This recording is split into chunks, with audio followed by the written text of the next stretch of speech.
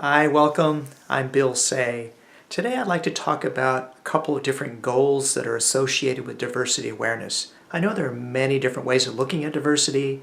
There are many different goals associated with diversity, but here's a couple.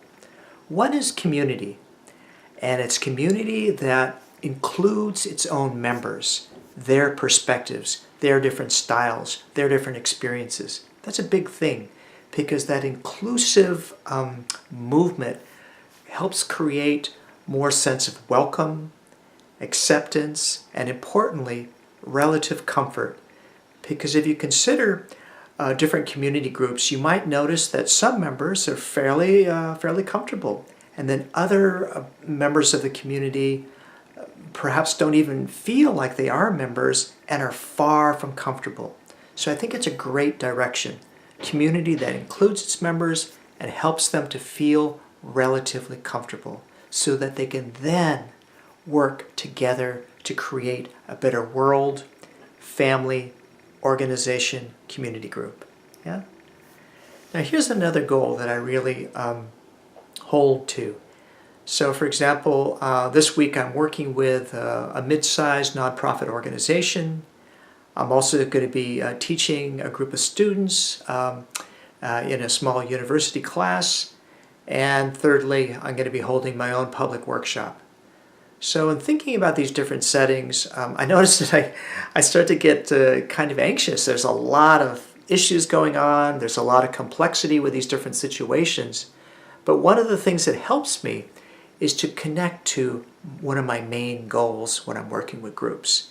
And this goal is holding the diversity of the group. And I think it's a really helpful goal to hold and practice, whether you're a family member, you're a leader, you're a facilitator, you're a community member, you're a participant in the world. And how can we all do our bit to hold the diversity that's in us, but also around us?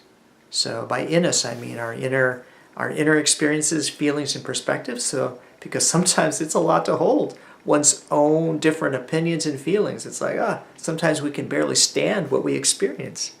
And then when it comes to the outer world and other people and perspectives, styles, political views, religions, etc., it's a lot.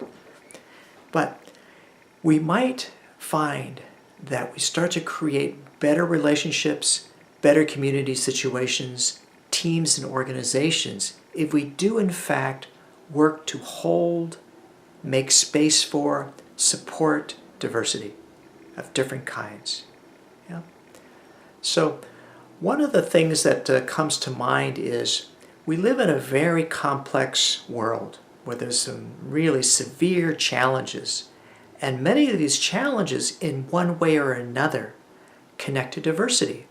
Diverse people, different points of view, different political groups, religious groups, genders, races, sexual orientation, etc. Sometimes it's truly challenging working across differences.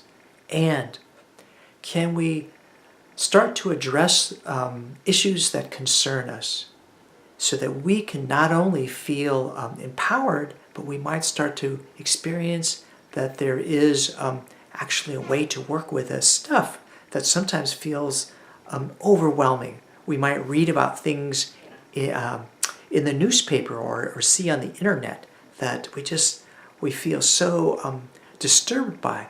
But then how can we address them? Of course, there's many ways. There are many ways. But one way that I really like is the public open forum. And I want to show you a book that was written by my teacher and mentor of many years, Arny Mindell. Here it is. Let me show you. It's a great guide for how to, there we go. Deep Democracy of Open Forums, Arny Mindell. It's a wonderful guide to conducting, organizing, and facilitating a public open forum. Because there are certain challenges when you start to consider bringing people together around a difficult topic.